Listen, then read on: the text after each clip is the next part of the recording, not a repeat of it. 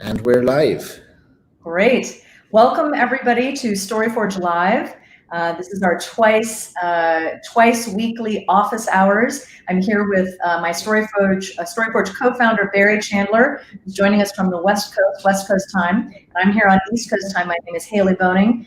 With Barry, I am the co-founder of Storyforge. We've spent the last 6 years helping businesses get the clarity that they need to make their decisions, to get all the actions in their business aligned, and get everyone moving in the same direction, everyone working from the same page. So we were answering lots of questions from lots of businesses over the last 6 weeks, and we decided rather than doing it on our own, in our own offices, we would do this live with you on YouTube and on LinkedIn. So twice a week on Wednesdays and on Fridays at 11 a.m. We gather for office hours. We talk about the work that we're doing with our clients, the questions that we're getting from leaders and founders and entrepreneurs, and share some of our insights that we've had over the last couple of weeks and over the last 6 years. So we know right now everything has changed. We're living in a dramatically different world today than we were 6 weeks ago, and there are a lot of questions. But we believe that businesses are in an amazing place if they have the answers to a couple of questions that they need to have to get that clarity about their business. So that's what we're talking about today. So how is this going to work? We're going to be sharing some insights, and we're also going to be answering some questions, your questions. So you can share those questions in a few different ways. There's a live chat feature here in our live streams. So put your questions, your comments, your complaints in that live chat, and we will answer them here live during office hours. You can also email us. You can email us questions during this live stream and also throughout the entire week by sending us a note at purpose@storyforge.co. And if you have a question, if there's something that you're struggling with in your business that you prefer not to do live during our office hours, we understand that. Feel free to send us an email or go online to storyforge.co, and you can schedule time to speak with either of us in person at another time. Be helpful. If we're helpful, we'd love to answer your questions and give you our ideas and insights and help you work through whatever challenges you have. So today we wanted to talk a little bit about decision making. It's something that keeps coming up over and over again with the leaders and the founders and the entrepreneurs that we've been working with and talking to, especially over the last 6 weeks. And Barry, you had one client that you were working with over the last few weeks that really needed clarity.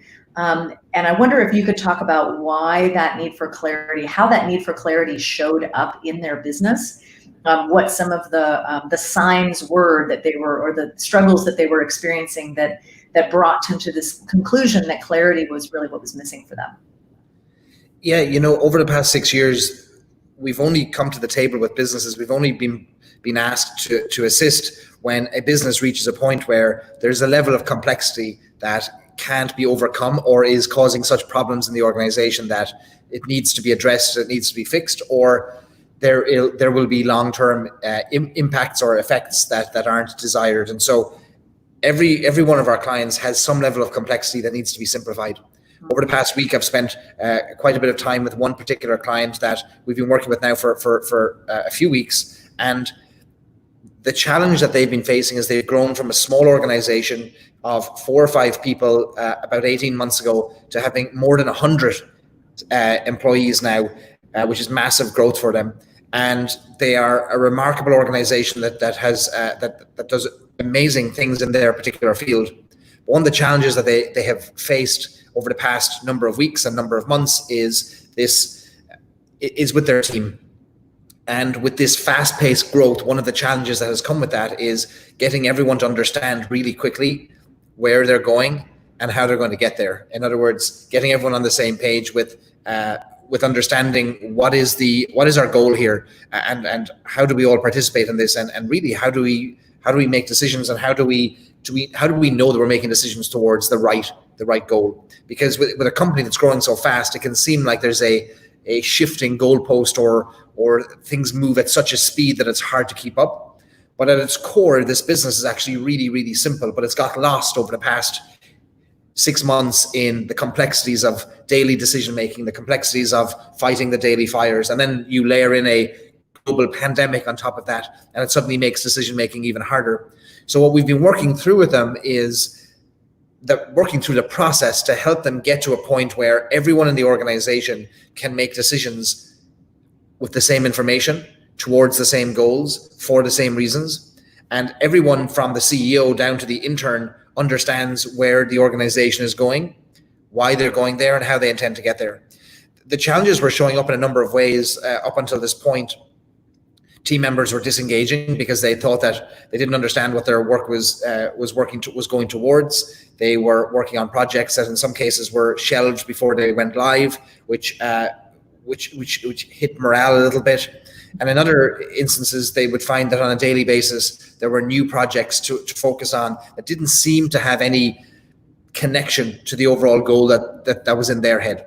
It really was a matter of getting everyone understanding the real critical insights of the business so that they could all operate from the same one pager, what we would call the filter for thinking for the business. So we're almost at that point now, but the two founders of the business have taken their time at this last critical stage, and understandably so, where they want to make sure that every word that lands on that final page absolutely 100% reflects where they're going, why they're going there, how they intend to get there, what they stand for, and their understanding of what their stakeholders need. So we're at that stage now of crystallizing that for them so that everybody in the team will be able to use this as their filter for thinking.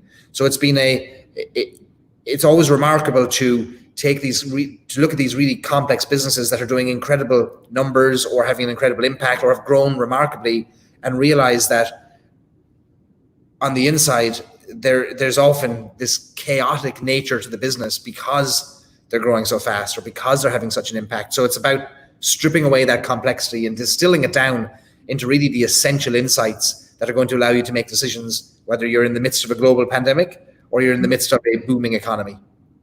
It's true. It's interesting. There are similar correlations between the craziness and the chaos in a startup world and the craziness and the chaos that every business, regardless of how long they've been around, is experiencing right now. Right. I'm watching people who are used to that kind of chaos of entrepreneurial life seeming to navigate things a little bit better. Because they seem to know, okay, if I understand these 5 or 6 things about this business, that's all I need to know to be able to make decisions. And I can make decisions in the moment, and I don't have to go through a large bureaucratic, convoluted Byzantine process to make decisions. I can make them on the fly, because that's what's required of us in startup mode. And now it's really kind of what's required of us in larger businesses, isn't it? It is. And with so many ways to make decisions, or with so many criteria to evaluate on the way to effective decision making, we need to focus on just the critical drivers of decision making. We need to understand what are the core elements of the business that we will use as the filter for our thinking, not just wouldn't it be cool, or what if this made us money, or what if we just do this? Well, all these what ifs can be very dangerous, we've found, in a business if they're not filtered through a lens that allows us to look at it and evaluate it critically, because we've all been in rooms and in meetings where the loudest person gets the say and gets heard, and perhaps the loudest person's thoughts get applied first. And that's not always the most helpful. Rather than what can we do, the question we would ask is what should we do, based on our deep understanding of our insights of our particular business. So we found that irrespective of the size of the business, from a 5-person team or a 5,000-person team, all of their business insights and decision and opportunities and thoughts and ideas and goals can always be distilled down to a number of critical insights that will form the decision-making filter for everything that business does. Whether it's across the globe or just in a home office, these 5 we would call them the 5 drivers of decision making are the same drivers really for every business. Yeah, it's interesting. I was with a group of leaders, about 12 or so leaders, on a call last week, and they are part of a startup that's been around for a very, very short amount of time. But they've done a remarkable amount of work in a short amount of time. They've launched about 50 or so projects as a team. And it was this remarkable moment because one of the organizing leaders had done about a week's worth of work to study all of the things that they had done and all the projects that they'd launched, and sat down with this group of leaders and shared it with them. And what was remarkable is the number of leaders in the organization that didn't know everything that they had done, that didn't know everything they'd accomplished and all the programs and the projects that they launched and all of the good work. And it was great for two reasons. One, it is important every once in a while in every business to push pause for a moment and step back and get that perspective. It's also important, and the other thing that was astonishing about this is they realized that there were things happening in the business that they had no visibility to, that were being launched with resources, time and energy and passion that were finite, that may or may not have been actions that were aligned with where they really wanted to go and who they really wanted to be. So an incredible amount of output, all of it really good, but as you said, Barry, maybe not what they should be doing. It was all things that they could be doing, but maybe not what they should be doing. And so there was for this leadership team, a missing set of principles, some of which had been articulated and some of which had never been spoken. And once we began to speak of those principles and talk about them, we found dissonance. We found a little bit of chaos in the workings of the machine, and two or three different opinions about where this business, where this organization was going. And it was a wonderful moment, full of trust and compassion, and there wasn't anger, and it wasn't a dramatic moment. It was a wonderful moment of recognition of clarity and what not having that clarity might have meant for them. Right. I remember a couple of weeks ago meeting with the employees of one of our clients for conversations and for chats, just to get an understanding of the business a little bit better. And when you're a leader, when you're a founder of a company, you can feel very lonely at the top, and you can feel like you have to make all the decisions, and that the information that you have is all the information that can be used to make decisions and to decide on direction. But of course, you are one interconnected piece of a much larger organization and ecosystem. Your employees are one part, customers, partners, etc. And with this particular client, I was meeting their employees, and these employees were really excited to share with me a number of the initiatives that they had suggested that the company pursue, things they should do over the next few weeks and months. And one or two of them had been put into place and were underway. Others were still being talked through. And the more conversations I had, the more I realized that there were more and more amazing initiatives that were all kind of scrambling for attention.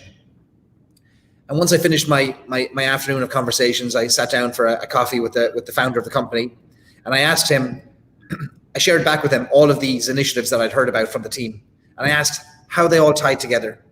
And he thought about it, and he just said, well, these are just things we can do. I said, I have no doubt those are but 1% of the hundreds of things you can do because of your skills and your passion, etc. But I said, how many of those things have actually been greenlit and have actually been started? And it turned out that of the 20 or 30 things that were shared, only one thing had been started. I asked why had only one thing been started? And he said, well, we can't decide on which one next. I said, well, how did you decide on the one? And he said, well, we got in the room and enough people got excited about it, and we said, okay, we're going to do that. So as we dove into that a little bit further and tried to dissect the decision making and what led to the pursuit of this one particular piece, one particular initiative, he realized that there was no filter for thinking about what they should do. In fact, it was just people getting excited about things and things they could do because they were either cool, or they had the funds to do them, or they had the skills to do them, and nothing tied together. And the reason that we were working with this client was because they couldn't understand why they weren't moving forward towards their goals and why everyone on the team wasn't getting it. I said, well, because we're not giving them the tools to get it, and we haven't defined what it is. So everybody is with the greatest of excitement and the greatest of passion and with the best of intentions suggesting A, B, C, D, and E to pursue. And in the end, nothing is being pursued. Nothing is, but we're wasting a lot of time getting excited about things that have no bearing on the future. So it's easy as a founder to think that you have to decide everything, or you have to make all the decisions. You don't. Your team may have ideas. However, in this case, talking to the team helped us understand that they don't have the filter for thinking about what those decisions are. Going forward now, they'll have a one pager that they'll be able to look to find out, does their idea check 5 boxes? And if it doesn't, it won't be pursued. Nobody needs to waste time in it. The founder can focus on things that he wants to focus on that'll get them closer to their vision. So it's about taking complexity, and it's about taking passion, and it's about taking excitement and resources and skills and distilling it down into the things we absolutely should do, so that there's no space for the things that we just could do. Because I think could isn't powerful enough and doesn't make the grade. It has to be should. Yes. Yeah. And it's interesting. You said that it can be a very lonely place to be a leader. And one of those pressures I think we feel as leaders is that we have to make all the decisions. Right. When we start our business, when we launch our business in the early days, often we are the only one who is making decisions. And as we grow, as we add more people to our team, if we become the bottleneck, if we become the only person who can make decisions, our speed is lost, right? We become slow, we become sluggish, we're not as productive, we're not as efficient. And as you said, lots and lots of wasted energy goes into things, making decisions and taking actions that we would never make as the founder. I think about, so many of the founders and entrepreneurs that we've worked with in the past 6 years have said to us in our early and in our engagements, there are people making decisions in this business that I don't agree with. There are people doing things that I would never do. And I've had to fire people. I've had to do massive performance management because there are things out there that I don't agree with. They don't feel like things that we as a company should do because they're not things that I would do. And it's that moment of recognition that you cannot make every decision and you cannot take every action. That's why you hired your team. That's why you hired really talented and smart people to make decisions and to take actions. You don't have to be the only one to do that, and you can't be. That often is the moment that people realize, oh, I better write this shit down. Right. Yeah. I better actually really put thought into, as you said, with the clients you're working with this week, to make sure that every word on the page is something that we can stand behind, that every word on the page is helping people use that one word as a filter for some action, for some thought, for some behavior, that it's all important. Well, we've seen it over and over again, the reason a business is successful is because of their secret sauce. There's something unique about that business that is a mixture of their beliefs, their skills, their timing. There's so many things go into why this works. And we often hear the phrase, if only I could bottle this, Well, the reality is that you can bottle it. This is bottleable. And so what we're looking to find out in a company is, what is the thing we're trying to bottle, so that when the new employee comes on board, or we're sitting down to help our team understand, we're literally handing over the bottle. Here is what makes us special. Here's what makes us unique. We've determined that we have a unique way of dealing with customers, and that is why they've stayed with us for 30 years. We have a unique empathy and approach and kindness with our employees, which allows them which means they stay for 20 years. We have there's any number of these things that we found in our client businesses that are unique to them, and they're often overlooked or taken for granted, or the founder would think that surely that's not why people stay with us, or that's not why our employees or our customers keep coming back. But when you dive into what really makes a business unique, and you put that down on paper, the it that we're trying to get people to get, they can't get it. It becomes very obvious very quickly that there is a way to make decisions in the organization going forward that reflects the successful way we've made them historically. There's a way to help new team members very quickly understand, we would always do this, but we would never do that. Or to empower and inspire team members to propose direction, suggest opportunities based on their understanding of where the business is going. And I remember a founder with his head in his hands a couple of months ago, frustrated. He took over the business from his father, second generation business, 30 plus employees. All of the employees, I think 90% of the employees had been there 15 plus years, so long tenured employees. And he was frustrated. And he just asked, he said, why do I have to keep telling them how to do their job?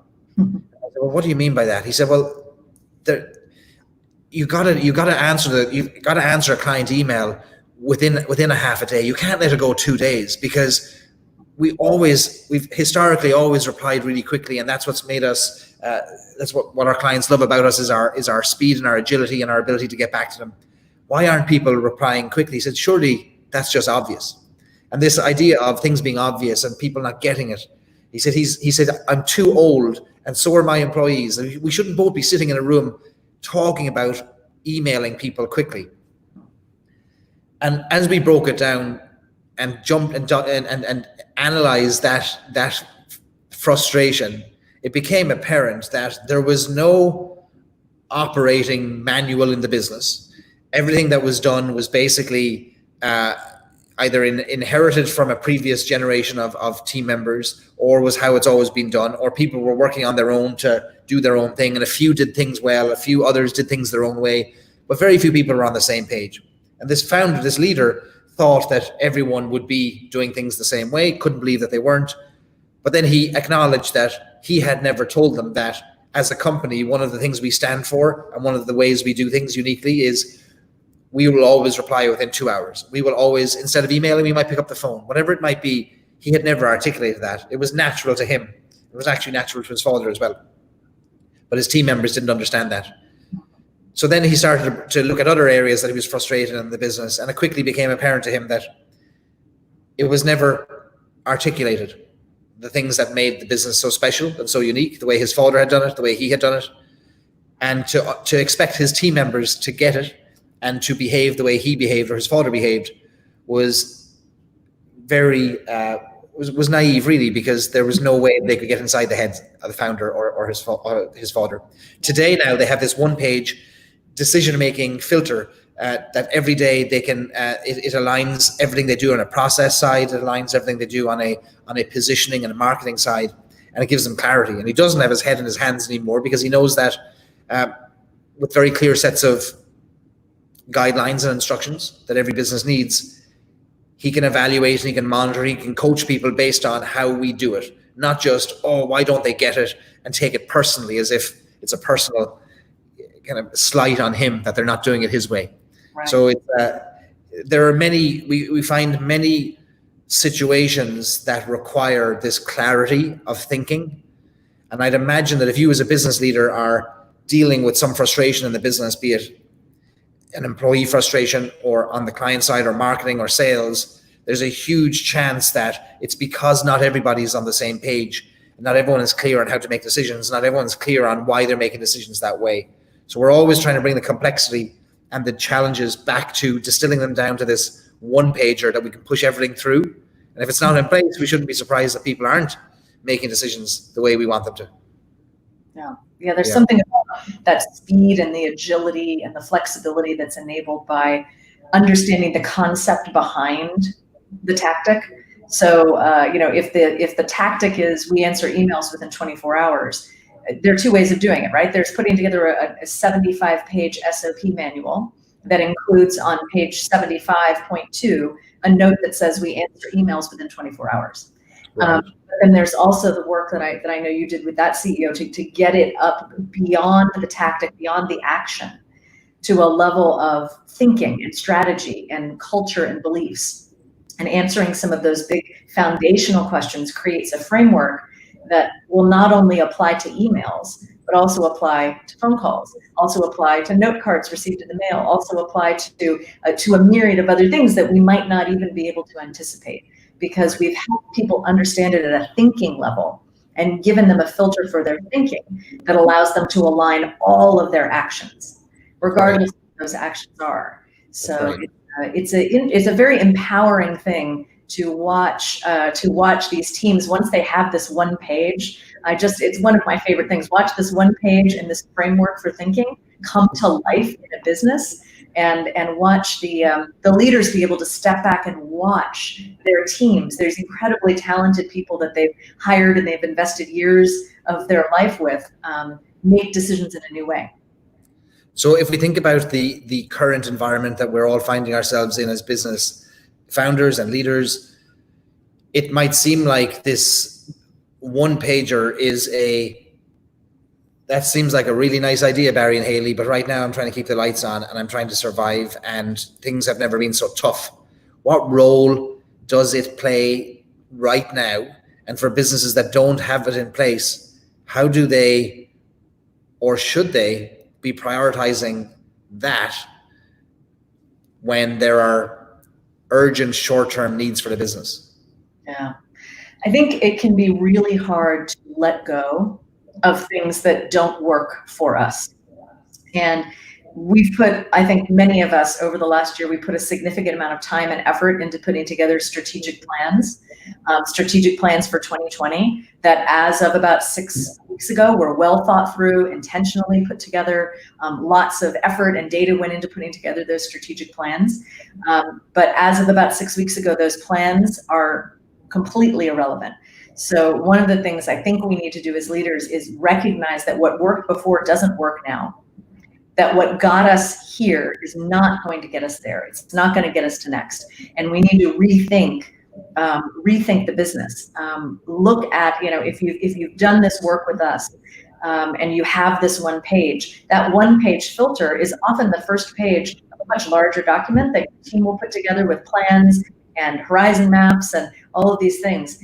If you have done that work with us before, and many of our clients we've talked with over the past 6 weeks have done this, they've ripped that first page out and they've thrown everything else away. Because this one page, this filter for thinking, is what will help you make decisions about the tactics and the strategies and the business models and the operations and all those things that work now. Because you're coming from a place of thinking, you're coming from a place of principles, you're coming from a place about the things about your business that will never and should never change, and you're allowing yourself with compassion the ability to get rid of everything else. It reminds me of a story I read last night about a business that's based here in Columbus, Ohio, a business called Schettinger Funeral Home. It's a family business, multi-generation business. And for years and years and years, they've had a standard practice, a practice of taking turns as a business, having one person stay in an apartment above the funeral home every single night and be responsible for taking calls from 7 p.m. until 7 a.m. the next day to make sure that they were there in this business that's all about compassion and all about caring and all about responding to the most basic human needs in the moment that need arises, so that they could make sure that there was a live human being on the other line who was there at the funeral home. So as you can imagine, funeral homes and that whole industry has changed dramatically over the last 6 weeks. And so in the first few early weeks of this crisis, as they were trying to determine how to do that, they first looked to technology. Well, can we bring technology? Could we have people answering the phones from their home? Well, they couldn't do that. They were having a lot of trouble. So because they have a really, really clear understanding of who they are and what they're trying to achieve and for whom, and what the problems are that they're trying to solve for their clients and their customers, it was wonderful. It was really heartening to read Randy Schettinger, he's the CEO, current CEO. His decision was he would do that every night. So he has been spending the night, every single night, in the apartment above his family's funeral home so that he can be there to answer calls from his customers from 7 until 7. And it was a decision I think they made very easily. It was a decision that I think demonstrates that they have a great understanding of who they are and what they're trying to achieve, where they're going as a business and how they're going to get there. And that made that decision very, very easy for that CEO. We've seen so many examples of that over the years, of CEOs, founders having insights about their business once they're clear on, once they've been able to remove all the complexity, the overwhelm and the overload that comes from running a business. Once they've got headspace and they're free to think, but they're free to think just through a certain lens, it opens up all kinds of creative solutions and opportunities for the business that maybe were hidden in plain sight.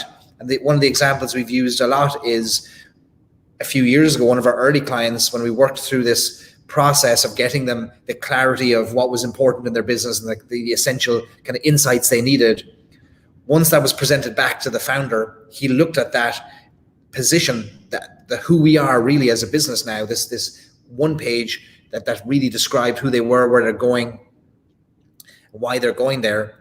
And he was the founder of a large apartment developer and condo development complexes around the Midwest. And he looked at this filter for thinking, and he made a decision about leasing agents in his properties. And historically, they had hired leasing agents from the leasing world, those who had previously worked as leasing agents. And this new one pager that we had arrived at to take the complexity of their business, one of the essential elements of that one pager was that they were no longer in the business of just selling or renting condos or apartments. They were in the business of belonging and helping people to belong to a neighborhood and a community and have a sense of place and connection. And the CEO, the founder, looked at this position and he made an on-the-spot decision. He said, well, if we're in the business of belonging, why are we charging our residents to have their pets with them in their apartments as well? And so he said that if you belong if you truly belong, then we shouldn't charge you to bring your family with you to this business. So that was one decision he made. The second decision was regarding leasing agents. He wanted leasing agents to come from the hospitality industry, because that's where you made people belong. Servers and those who'd worked in hotels and restaurants and bars were used to taking care of people, not just selling apartments and condos. So these two insights, these two decisions came out of clarity of one of the essential insights on that one pager. He would never have made those decisions up until that point. He would have made other decisions, but he only made those because the insight he had was, we're not in the business of selling, we're in the business of belonging. That insight came from distilling all the complexity into this one pager, where that belonging piece came out of it. So it's a distillation process, isn't it? Over just decision making. It's distilling first down to the key elements that help you make the decisions, the right decisions towards your goals. Yeah, there's something interesting in there in those examples as well about creativity and innovation. There's something in the constraint of saying, this is exactly who we are. These are the things that are never going to change. This is the problem that we solve for our clients. And this is how we uniquely are positioned to solve that problem. Answering those fundamental questions and having that clarity, it not only aligns decision-making actions, but I think it unlocks creativity and innovation, because we're able to think so much more innovatively and creatively about lots of other decisions that we might be making, because we know the things that will not change. We know the things that are not meant to be altered, the things that we will not pivot, even in times like this, maybe enable us to think completely differently and more creatively about how we might achieve those things that we have articulated we want to achieve, and fulfill that very unique purpose that we have, and with that clarity. So I think for us, the message we want to share on these live streams is that we are so aware of the challenges that businesses are facing right now. We see them on a daily basis. We acknowledge that many businesses are struggling to understand what to do next, to understand what decision to make for both short-term survival and long-term viability. And what we're hoping to share through these live streams and through some of the insights that we've gleaned from the engagements that we've been fortunate enough to work on, and from the clients that we've had the privilege of working with, is that these challenges you're facing may feel unprecedented, they may feel overwhelming, and they may feel that they are insurmountable. But they're not. There is a way for us to understand our current position and understand where we're trying to get to, and make a plan to get from here to there. What we can't do is make that in a vacuum. We can't make that plan on our own. We need insight, and we need insight from those that are in our ecosystem, our stakeholders, our employees, our customers, etc., to feed us the information that we can distill down into what we are calling the 5 daily drivers of decision making. And there's no challenge we've seen in the 6 years we've run our business, and even in the past number of months, that can't be addressed or can't have a better solution emerge when you ask yourself 5 questions about that particular challenge you're facing or that opportunity. So if you are facing those challenges today and you're trying to find a way out, you're trying to find a way towards your, both paying your bills and a long-term bigger vision, if it would be at all helpful to talk through your challenges and to have a plan made for you, we can do that over the phone for you. Just schedule a call with us, go to storyforge.co, and we'd love to help you think through that in these challenging times. There's a plan and a process that is applicable irrespective of your industry, your location, your size, how long you've been in business, that we know will make life easier. We know will make decisions easier. And really what we're all trying to do at the end of the day is we're trying to use our businesses to make a bigger impact than just make money, aren't we? And so if we're struggling today to even remain viable, then we're not going to have the impact we want. So we're here to help. Haley and I, we're here every Wednesday and Friday as well. Any questions that you have, feel free to put them in the comments and we'll answer them. Feel free to email them to us, and feel free to schedule a call with us anytime if we can be of help to you. We'll just jump on the call and have a chat and help you make a plan. Great. Well, I think thank you guys for those of you who are joining us on our live stream on YouTube and on Facebook. As Barry mentioned, we're here twice a week. We're here on Wednesdays and we're here on Fridays at 11 a.m. Eastern time, and that's 8 a.m. Pacific. And Barry and I are joining from our two coasts, or our Midwest and our West Coast, to take your questions, to talk about insights that we've had working with clients over the last 6 years, and especially over the last 6 months. And I think that's about it. Barry, anything else you want to add before we close? Wash your hands, stay safe, and we look forward to seeing you back here on Wednesday at 11 a.m. Eastern. See you. Thanks, everyone.